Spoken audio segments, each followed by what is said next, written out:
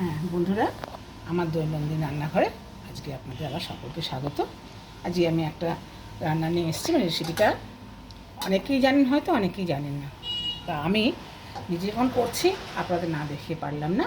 এই যে কাঁকরোলটা সবাই চেনেন, এই যে কাঁকরোল, ঠিক আছে, কাঁকরোলকে আমি হাফ পাল্লা করে এই সামান্য একটু সিদ্ধ করে নিয়েছি, কেমন, যাতে এই ভেতরের এটা আমি বার করে নিতে পারি। দেখুন আমি এগুলো ছাড়িয়ে নিয়েছি।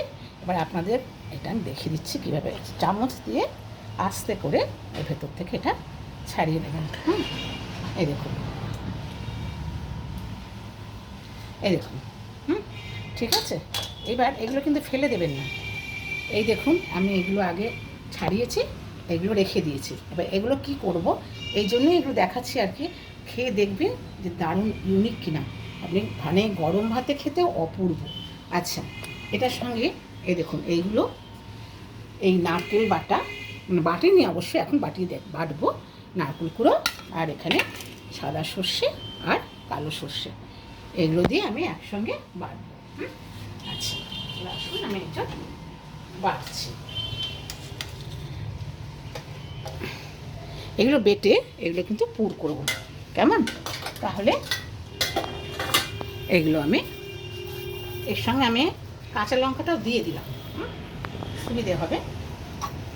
আচ্ছা, ওর মধ্যে তাহলে এগুলো দিয়ে নিয়েছি, কেমন। আচ্ছা, এইবার আমি তাহলে পেস্ট করে নিই। পেস্ট করে এটা পুরো আকারে ব্যবহার করব। তাহলে পেস্টটা হয়ে গেলে আমি এক্ষুনি ফিরে আমার এই যে পেস্ট হয়ে গেছে, কেমন। এবার এখানে খুব সামান্য একটু তেল দিয়েছে কড়াই, হ্যাঁ। এবার পেস্টটা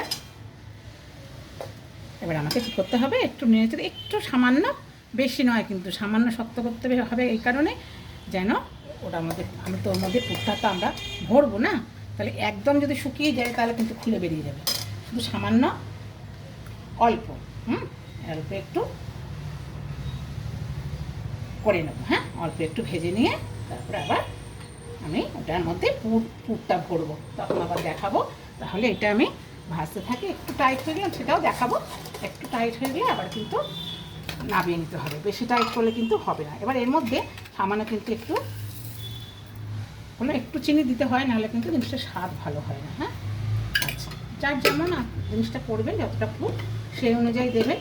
আমি আমার মতো দিলাম, ঠিক আছে, আর একটু চিনি, তাহলে জিনিসটা সম্পূর্ণ হবে। আচ্ছা, এটাকে একটু একটু টাইট করে নিতে হবে, তা না হলে একদম এরকম কাদা কাদা থাকলে তো ওটা থেকে গড়িয়ে পড়েই যাবে।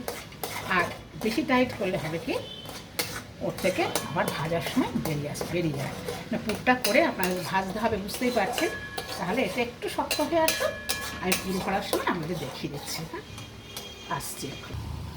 এই দেখুন বন্ধুরা, এই যে ঠিক এই থিকনেসে আমি পুরটা তৈরি করেছি, বেশি কিন্তু শক্ত হয়ে গেলে অসুবিধা হবে।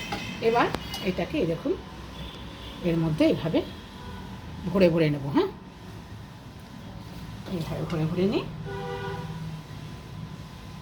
ঠিক আছে। এইভাবে ভরে ভরে প্রত্যেকটা আমাকে নিতে হবে।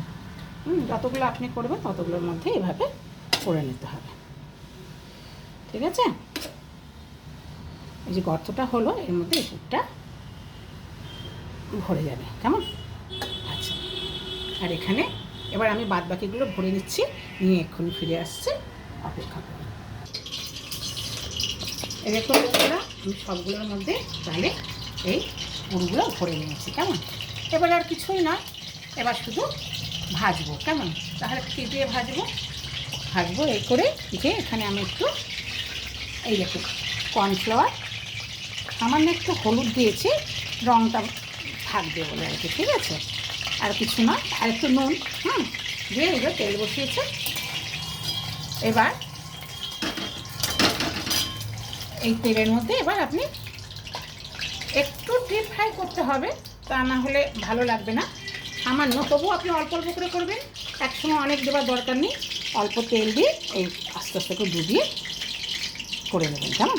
এই দেখুন, এই ছেড়ে দিলাম। আগে নিচেরটা দেবেন, আগে ওপরটা না কিন্তু, আগে নিচের দিকটা দেবেন। এই ভালো করে ডুবিয়ে ছেড়ে দিন, যে কী অপূর্ব খেতে লাগে, খেলে তবে কিন্তু বুঝবেন। আর এ প্রসঙ্গে আমি আর একটা কথা বলে রাখি, এই যে ভাবছেন আমি এই রান্নাটা দেখাচ্ছি, রান্নাটা কিন্তু আমি দেখাচ্ছি কেন বলুন তো, দেখাচ্ছি যাতে সবার এই নিরামিষ খাবারের ওপর আগ্রহ বাড়ে। আমি যে ঠাকুরকে অবলম্বন করি, একটু লেখালেখি করি, সেটা আপনি জানেনই আপনারা, তো শুধু তা দিয়ে তো হবে না, এবং সবাইকে বলি নিরামিষ খাবার জন্য। তো নিরামিষ খেতে গেলে যা যা করতে হবে সেটাও তো করতে হয়। তাহলে আমি যেটুকুন জানি সেইটুকুন দিয়ে আপনাদের সাহায্য করার চেষ্টা করছি, কেমন? তাহলে আমি এগুলো ভাজতে থাকি, আবার ফিরে আসছি। হ্যালো বন্ধুরা, এই দেখুন আমি সব ভেজে আবার ফিরে এলাম। দেখুন ঠিক এরকম হবে। আমরা পটলের দোরমাতে পুরো মানে ভরি, তারপরে আপনার আলুর দামেও পুরো আলু স্টাফ করি, ওটা কিন্তু সম্পূর্ণ অন্যরকম খেতে, আর এটা কিন্তু সম্পূর্ণ অন্যরকম খেতে। এর স্বাদটা অতুলনীয় বলা যেতে পারে। করে দেখবেন, খাবেন, সকলকে খাবার সুযোগ করে দেবেন। ঠাকুরের কাছে আপনাদের সর্বাঙ্গীন মঙ্গল কামনা করে আজকে ভিডিও শেষ করছি। জয় গুরু।